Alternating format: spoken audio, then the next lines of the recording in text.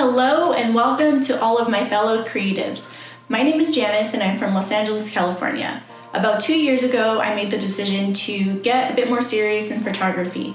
I found myself going down a rabbit hole of specs and stats about cameras instead of focusing on what's important, which is the art of shooting photography. So I made this video for you guys with my top 3 reasons of why I shoot film photography. Photography has been an amazing creative outlet for me. It keeps me engaged in my community, it keeps me outdoors, and I hope this video can give you a bit more background information and assist you in deciding on whether you want to go digital or film. So let's get right into the video. Reason number 1, it's tactile. When something is as tactile and hands-on as film photography, it really engages all of your senses and ultimately connects your body to the art of shooting photography. I personally love loading the roll of film. I love the sound that the shutter makes. I love winding back the film for each shot that you're going to take. It connects your body to the tool that you are using to take pictures with.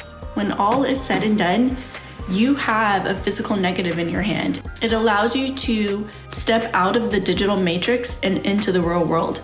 And I think that's what attracts so many people to shooting film photography.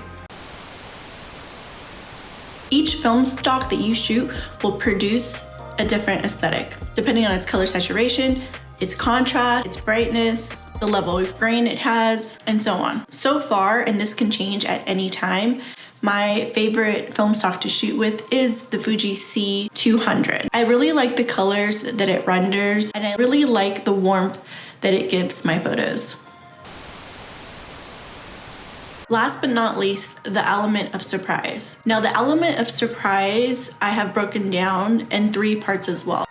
The element of surprise greatly enhances the experience of shooting photography because it makes the process more exciting. You are delaying the gratification of seeing your photos instantly.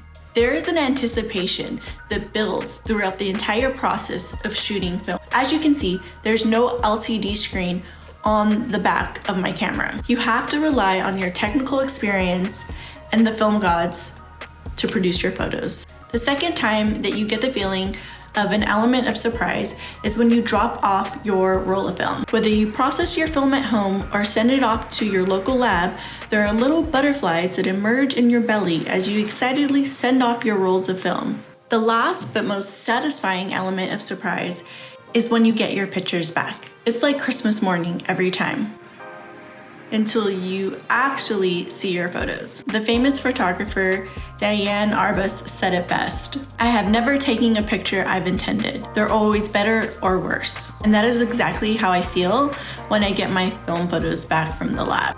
I'm either like, wow, what is this muddy mess?